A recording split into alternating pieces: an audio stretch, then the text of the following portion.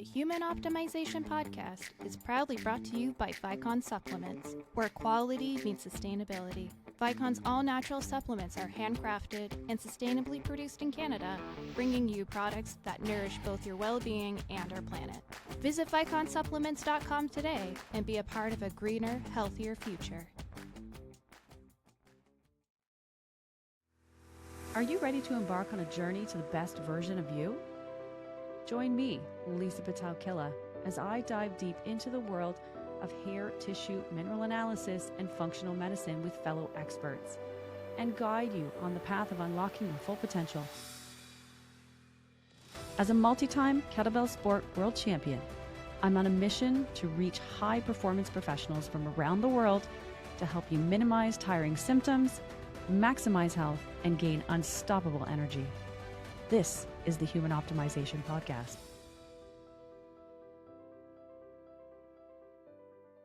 Welcome, everybody, to an brand new episode of the Human Optimization Podcast. I am super excited to have Sophia Ha, who you have already heard all about if you follow my podcast, back to talk more about the amazing things she's doing. So let me give you a little background.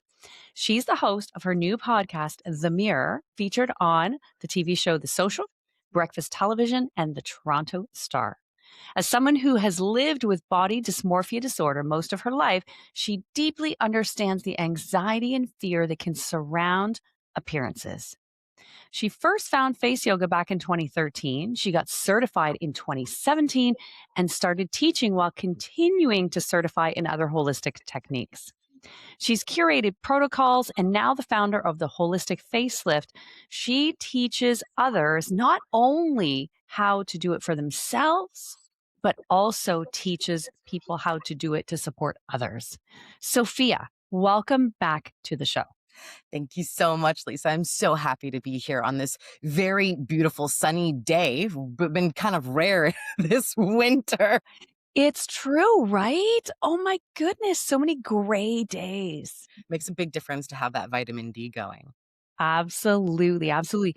And you know, I almost forgot. I wanted to mention at the beginning before we dive in that you're going to want to make sure you hang out till the end because Sophia has something super cool to share and it involves a retreat in Spain. So that's all. I'm just going to drop that teaser out there for you to make sure you stay tuned right until the end. So Sophia, for those people, and again, I can't believe they wouldn't have heard of you and all the amazing things you're doing. By now. If they haven't though, give everybody a little background. Tell us about yourself. Yeah. So as you said, I've been teaching now for more than 8 years. I started practicing over a decade ago. So just turned 40 this year, feeling really good about it. And So I've spent more or less the last decade practicing and teaching holistic face care. And initially it really just started out as an aesthetic thing, right? I was 28 when I first found face yoga. Oh God, I said 10 years. No, it's 12 years. Oh my God. Time passes fast. Right? So when I first found face yoga, I was living in Indonesia at the time. I was living in Bali. I was sort of on, an eat, pray, love journey, you could say.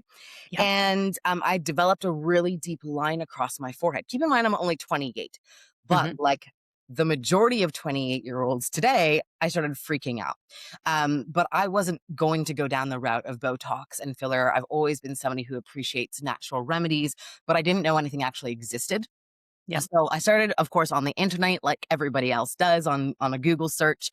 And I found face yoga. And initially I was super skeptical because my background's in journalism and, in Bali at the time, every kind of yoga that you could possibly imagine, plus, was springing up.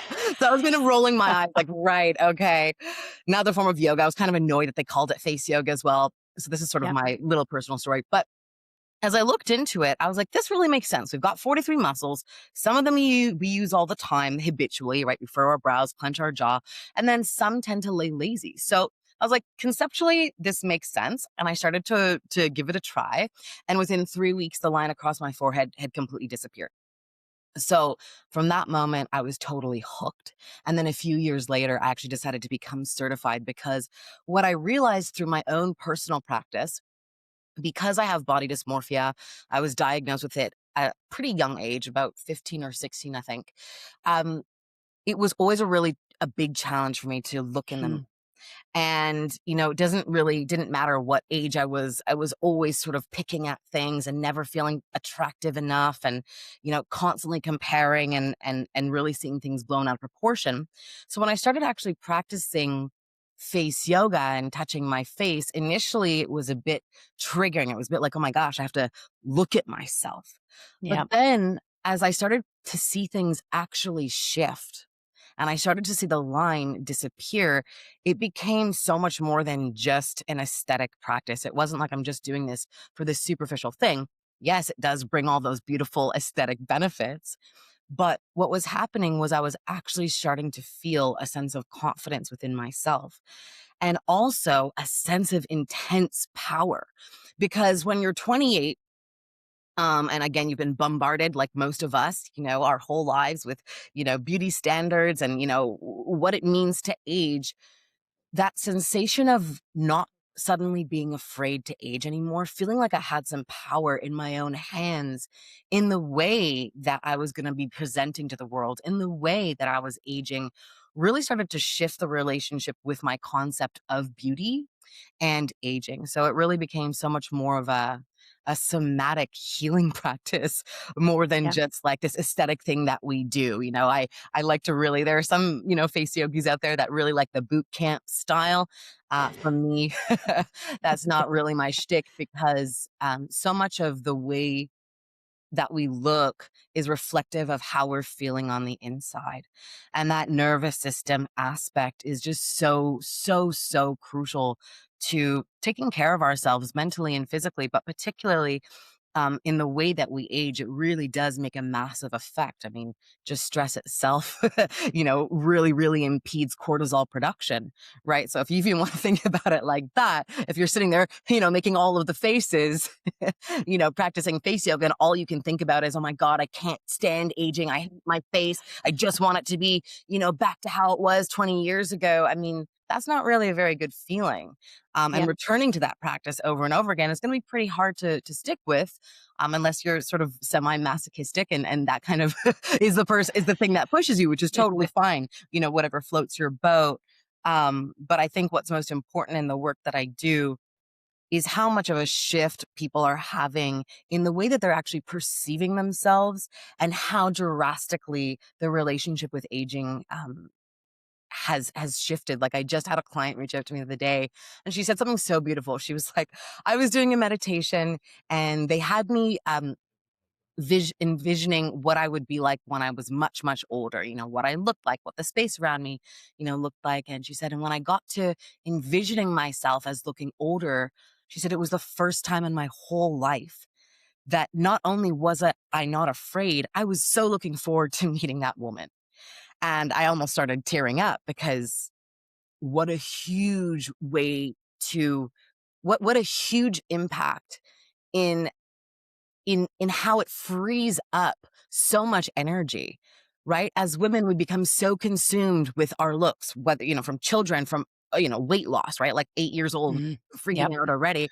And then there's all the other aspects, like the aging aspect, or even if you're not aging, even though we're all aging, but even if you're, let's say 18, 20 years old, still really, really young, there's already this tendency to A, compare ourselves, and B, really, really, really be so afraid. Like today we see 20-year-olds getting Botox and filler as a Yeah. preventative measure. Unfortunately, they don't know that over time this can actually make you look much, much older.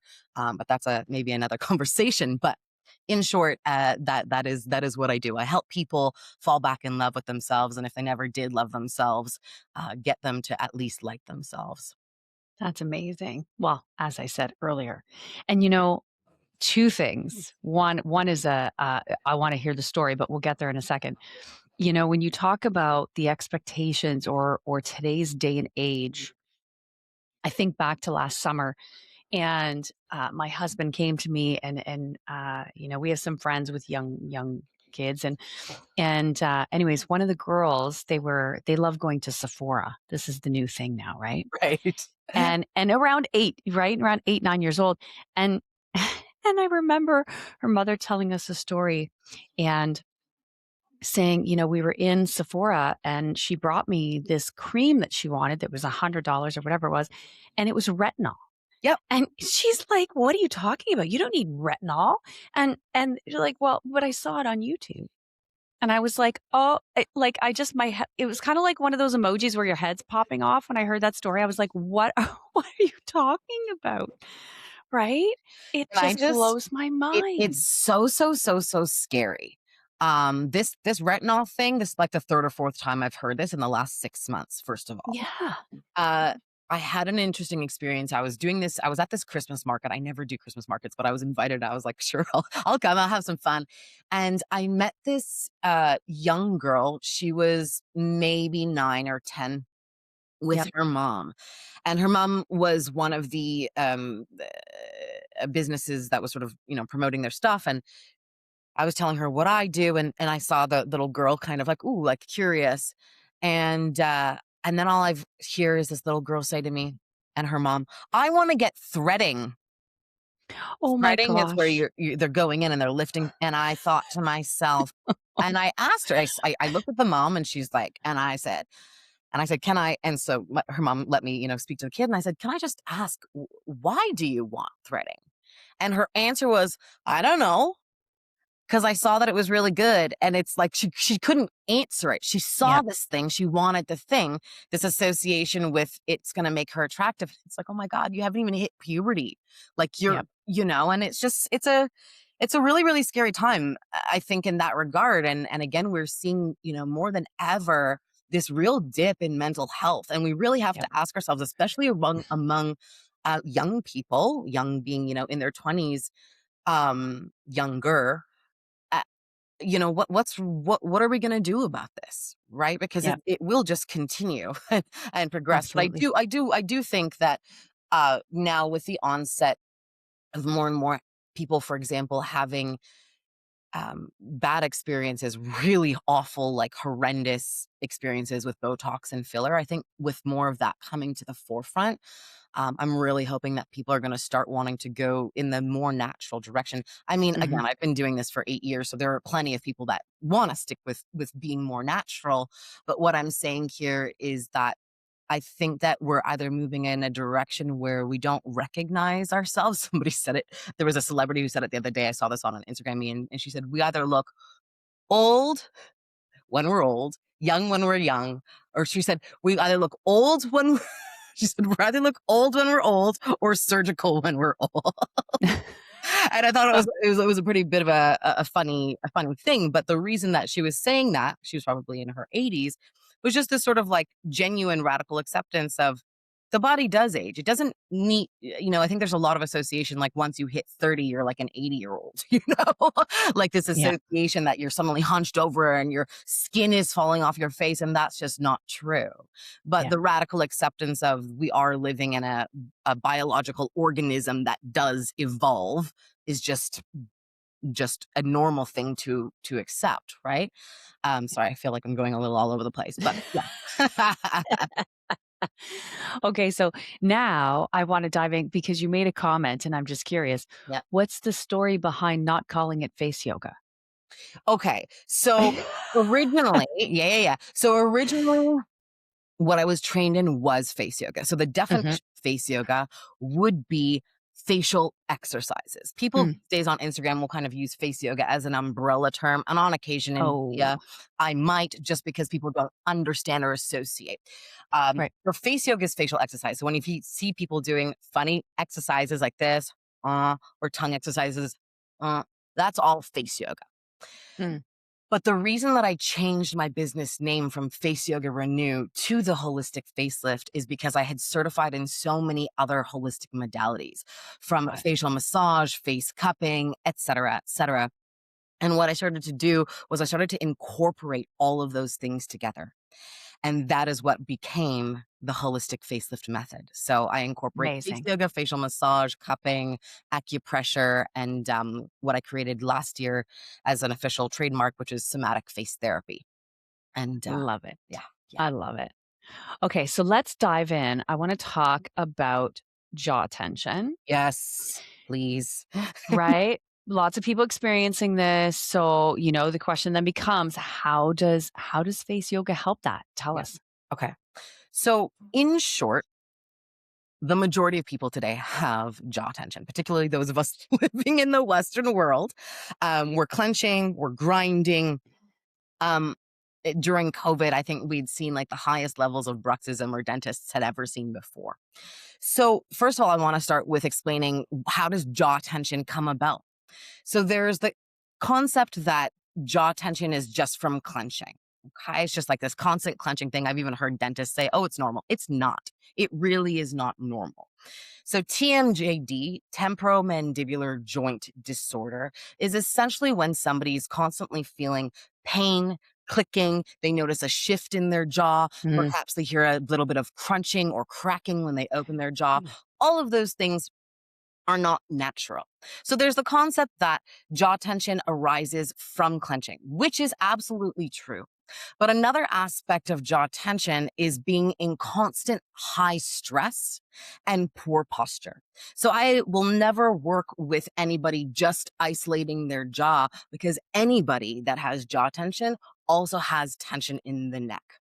Okay. So there's a huge correlating factor to bringing our head forward, right? Being down on the phone. So what this does is it quite literally puts a ton of pressure on the jaw joint, and it also will shorten the muscles at the front of the neck, really pulling in this region and on the jaw.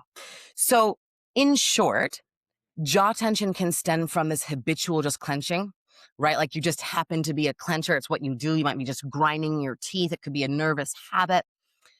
But I would say the vast majority of people, jaw tension stems from a combination of high stress, poor posture, that constant forward head posture, right?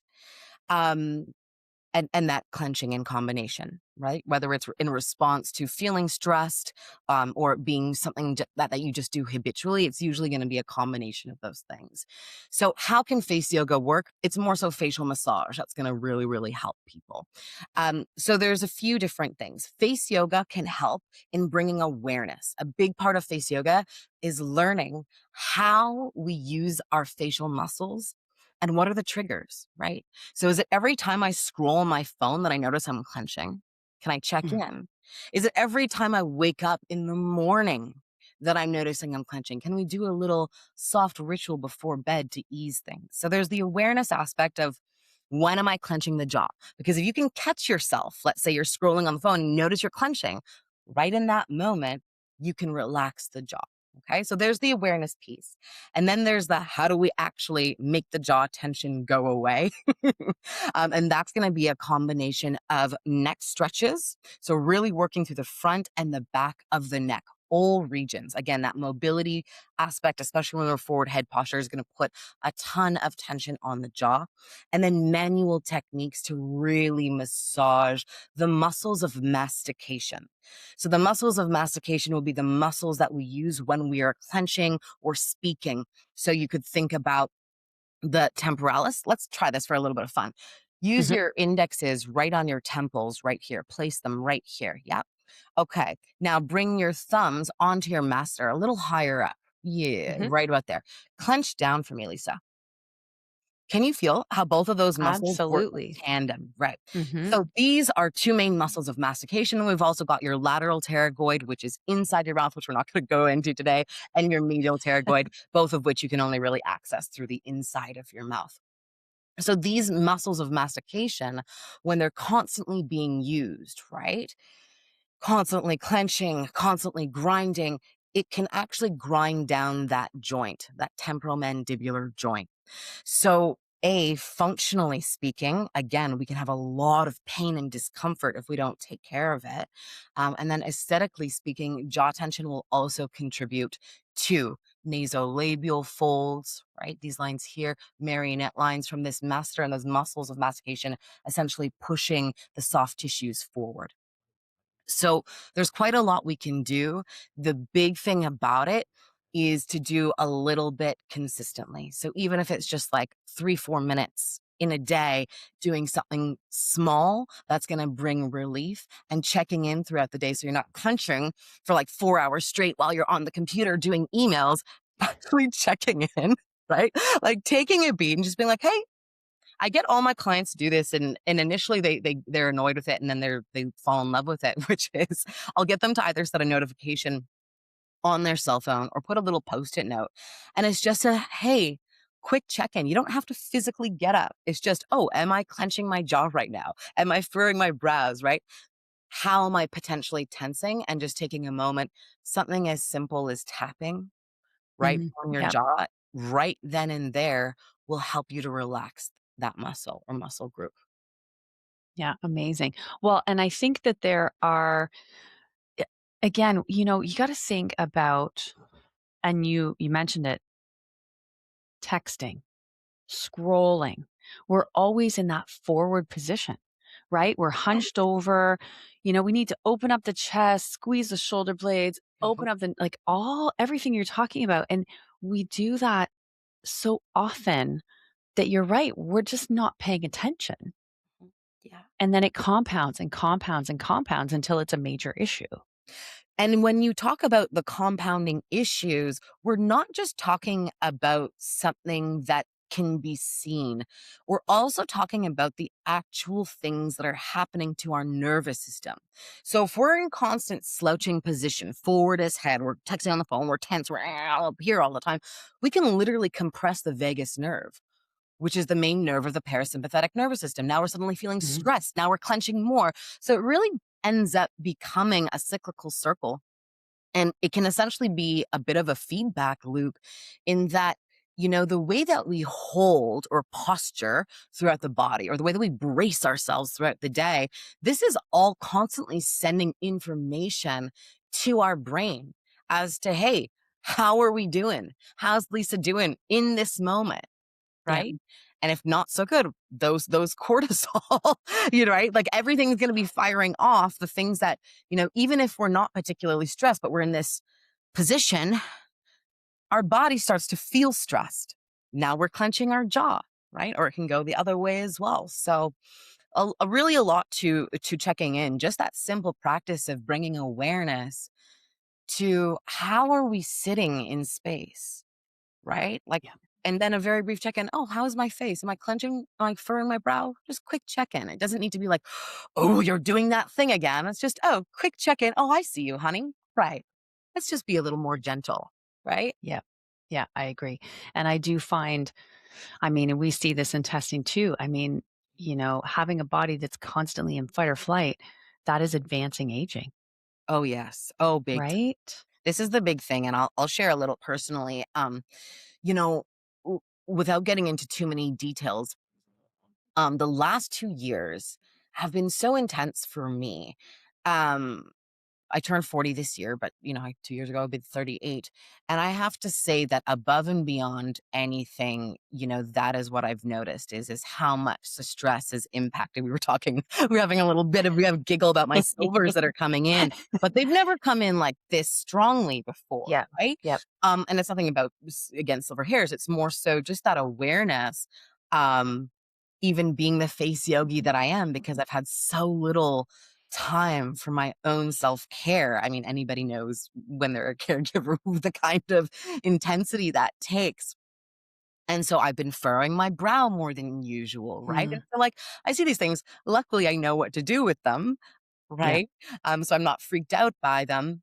Which again, there's that empowering aspect there. But in regards to just an objective observation, right? And I see it in my clients, but the last 2 years I was able to actually experience it for myself, which gave me, a whole other sort of layer.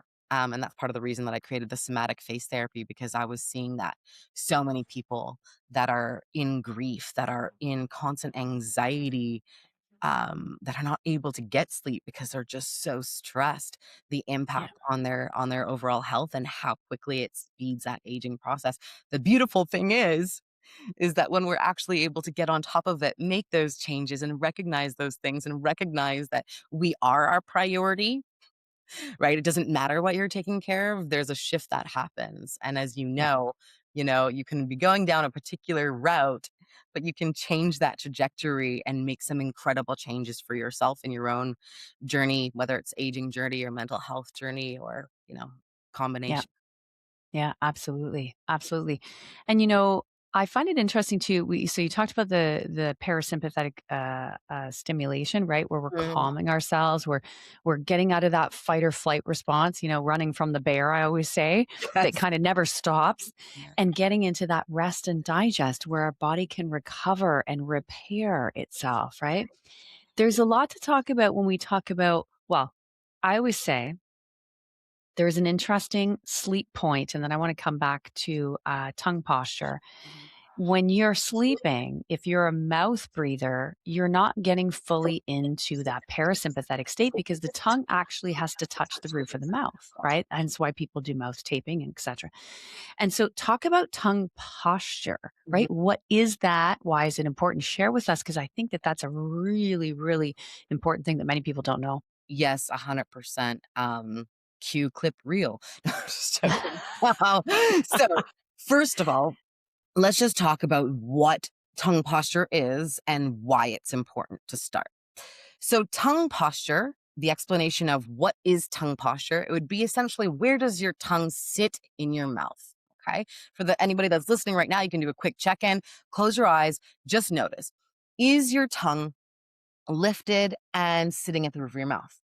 Is your tongue perhaps completely dropped to the bottom or the floor of your mouth? Perhaps the tip of the tongue is at the roof of the mouth and the rest of the tongue falls down. Or maybe your tongue is hovering somewhere in the middle. So just check in, see where your tongue is at. Okay. Ideally, proper tongue posture means we want the entire tongue or 2/3 of it elevated to the roof of the mouth. Okay.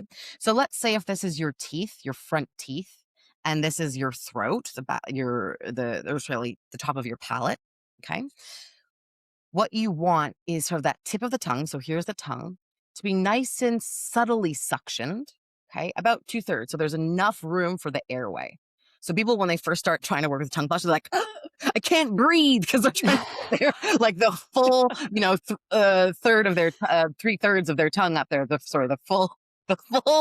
full tongue. Really, we're only looking at about 2/3 of the tongue. Okay. And what we're looking for, I can see you when you're doing it, by the way. Right? Yeah. I'm like, "Where's mine sitting?" And I'm like, "It feels so weird if it's not touching the roof of my mouth." Right. That's a great thing. That's a great thing because that's where we really, really want it. So, Yeah. just to be clear, it's a subtle suction. People that are pushing too hard, people that have a lot of jaw tension, this is not the first place to go. If you've got a lot of jaw tension, just bringing the tongue up to the roof of the mouth might start actually aggravating the jaw tension. So, I say focus on tension release first and then Oh. move to your tongue posture. But Hmm. for those of you that are like, yep, my tongue, my jaw tension, I don't have any. Yeah, right. Just joking. The tongue posture we want is elevated. Now, why is this important? So, first of all, in regards to the development of our face, the way in which our face develops and ages. So, the tongue directly affects the development of your upper and lower jaw. So, this is your maxilla. If you put your fingers right here, that's what we Mhm, refer to as your upper jaw. Your lower jaw is your mandible. So, mhm. maxilla, mandible. And from babies, the majority that are able to breastfeed tend to have good sculpture, good ability to swallow. And then there are babies with tongue ties. So sometimes they'll Right. get their tongue snipped in order for their tongue to be able to be used properly, which is creating that suction and really being able to get that milk and suction it down into their throats. Now, it's not to say that everybody that was breastfed has good tongue posture because what often happens is as we get older, lifestyle habits, for example, it could be something like I'm a really big a fan of wine. And so therefore I become congested. So therefore I open my mouth to breathe at night. So therefore my tongue has dropped and I've been, I don't know, I'm just making up a thing. I've been a, moderate to heavy drinker, let's say, for the last 10 to 15 years. Mhm. So now what's happened is that tongue is fully dropped, right? It doesn't go back into its natural position.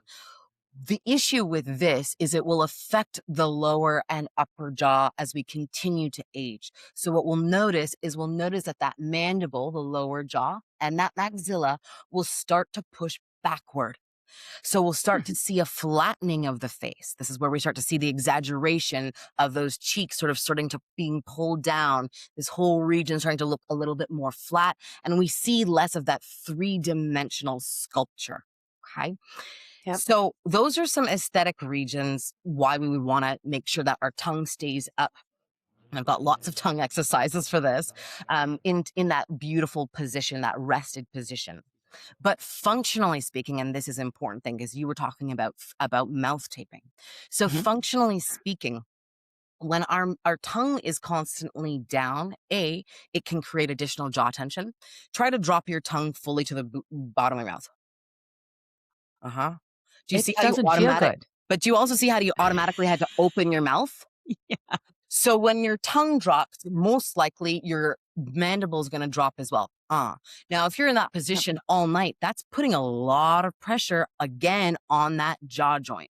So there's this functional aspect to tongue posture that's really important. Now let's jump to another thing, which is sleep apnea.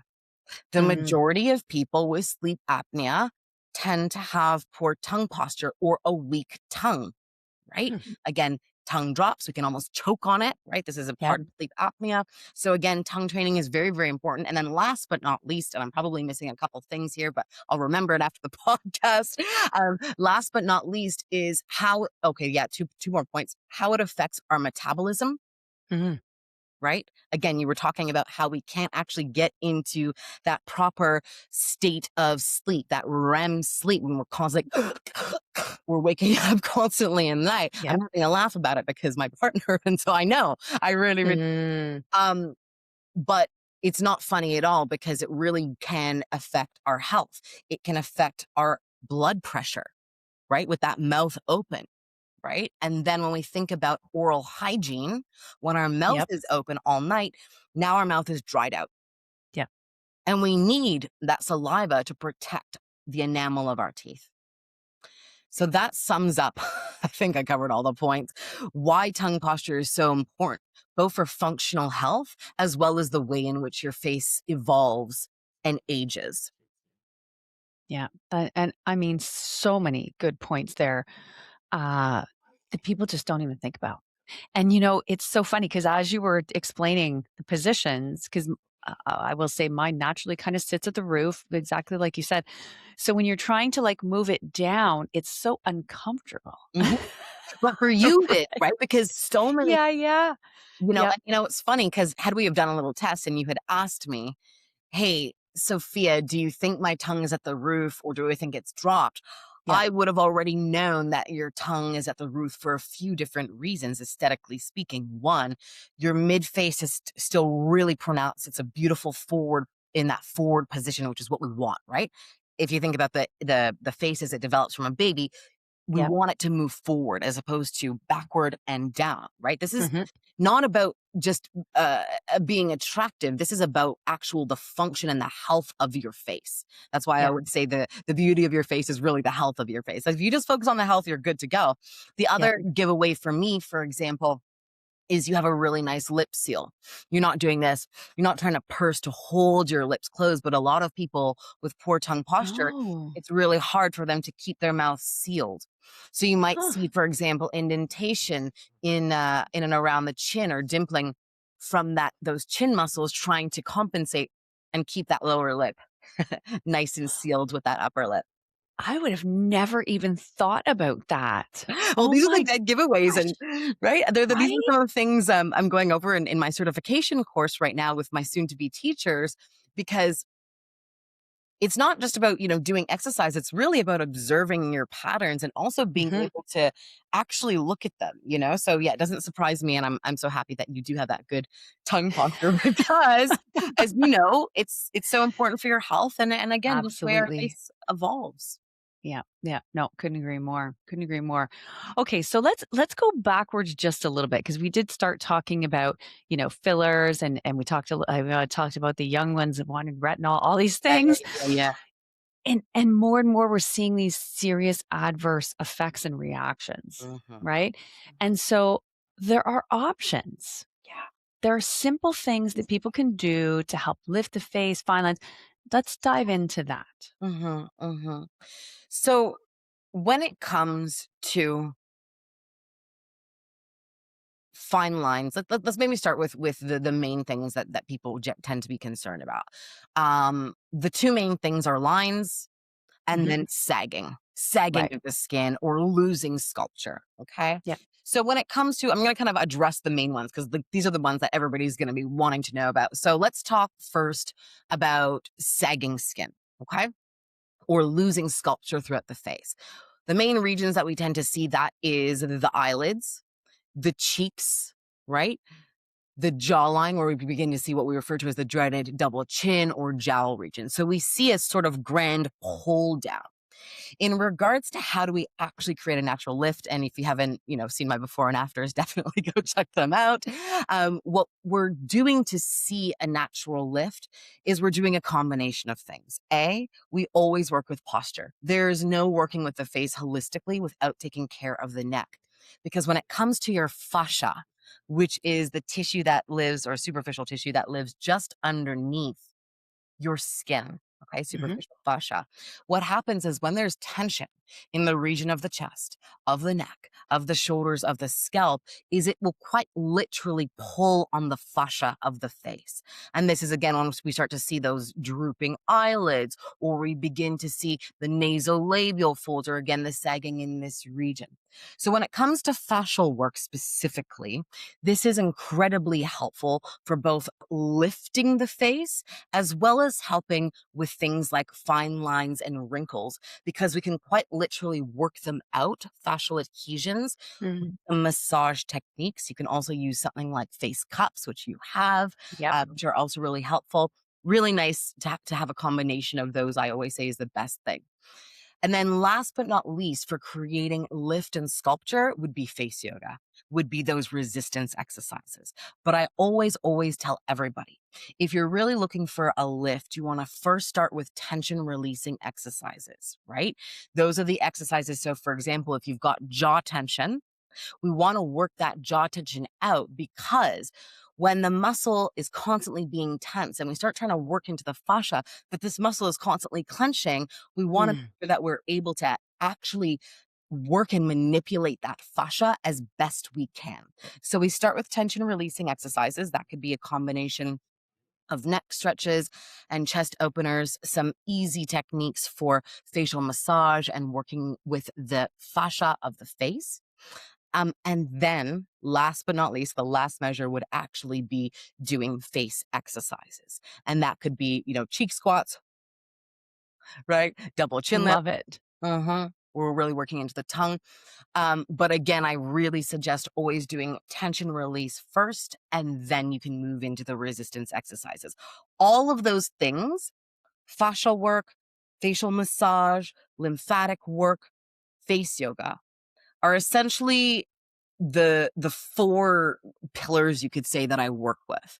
And I work with all of those things. Once again, it's the holistic facelift method in order to create that lift. So you really do want a combination of those things. It's kind of like saying, 'cause some people will just want the thing that they find online. They're like, well, I just want to do the face yoga. But that's like saying all you have to do at all ever is resistance exercises for your Right. body. Like, you only have to do weights. You don't need to do any cardio. You don't need to do any Mhm. stretching. That's not how the body works. So we really combine a combination of lymphatic work for things like puffiness and radiance, right? Mhm. And also huge for the nervous system. Fascial work, also great for the nervous system, particularly good for creating lift through the face, as well as breaking up fascial adhesions. And then again, that incorporates facial massage, fascial work, and then face yoga. And again, it's Amazing. really honing into um, those facial muscles, isolating them and engaging them, and learning how to do that properly. Because you see Yeah. all the time people doing all kinds of funny things on the internet. That's not quite it, but good try. Oh, I can only imagine. Oh my gosh. Well, and it's true, right? You can't hit the gym and lift, barbell weights 4 times a week and never stretch or never go for it. You need a variety and a combo that works all the pieces, Yeah. And when you right? really start getting into that work, it's like any really solid fitness trainer that also knows about, fascial work or just anything to do with sort of the whole body and has a holistic approach. You could absolutely argue that stretching is as important as resistance exercises. 100%. Ideally, you want the both, right? Yeah. And of course, imbalances can occur if we only do one. But the best way to really take care of your face is to kind of tick off all of those things. It doesn't need to be a big, grand, long thing. It can literally be a 5-minute practice a day, Yeah. right? So little small things can make a huge, huge impact over time. Yeah, and you mentioned that earlier, and that's important, Mhm. right, in this day and age, because I think people have a preconception sometimes when they're reading about something or they're looking at something, maybe even listening to this podcast and going, well, I just don't have time to do that every day, Right. right? How many times have we heard that? Yeah. Well, I don't have time for that. I'm so busy, right? Mhm, mhm, So if it's something that is manageable, mhm. but in small doses, if we do it every day and be consistent, then you get to see and feel the results of that. That's right. That's right.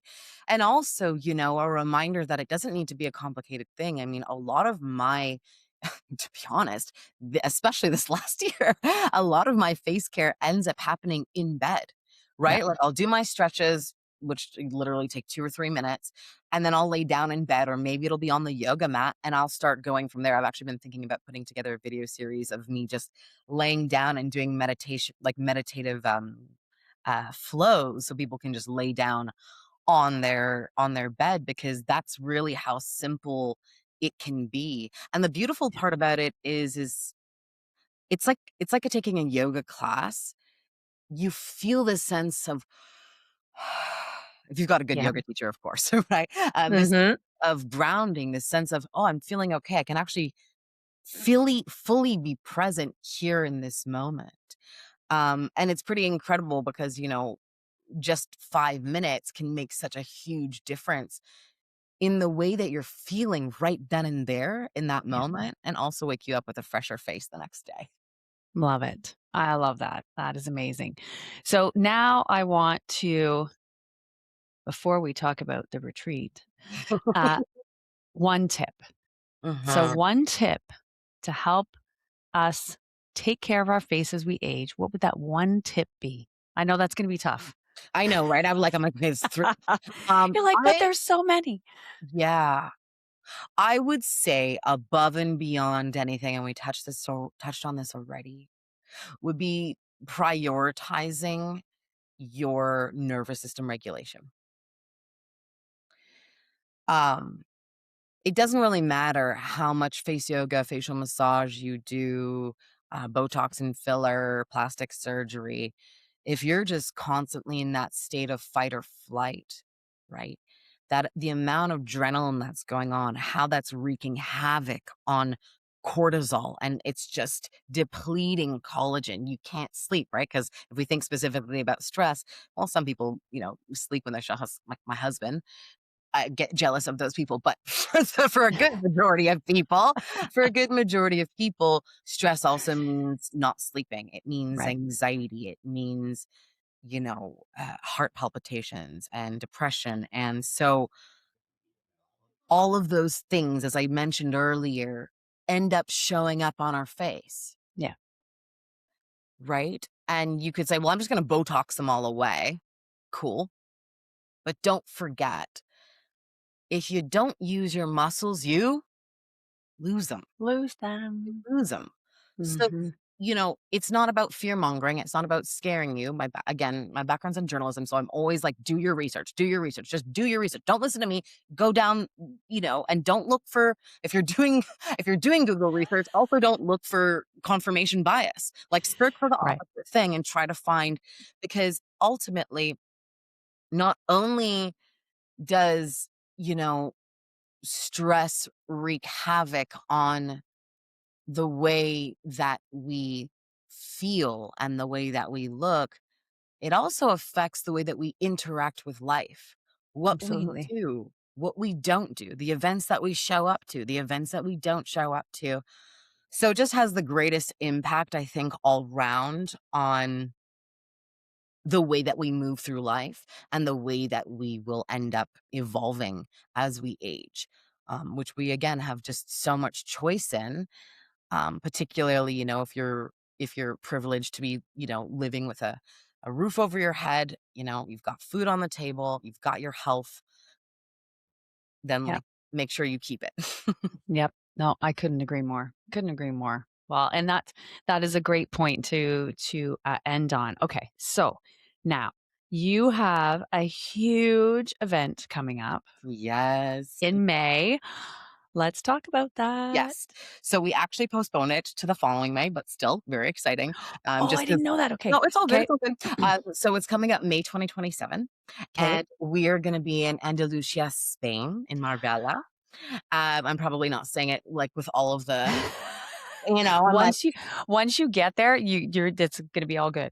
You'll be like, here's when I where I am. first when I first met my husband, I was telling him about this time that I was in Barcelona, and I was like, I was in Barcelona, and he just gave me the dirtiest look. Like, you shouldn't, just if you're gonna, then speak Spanish. But anyway, so it's gonna be in Spain, in Andalusia, in the mountains.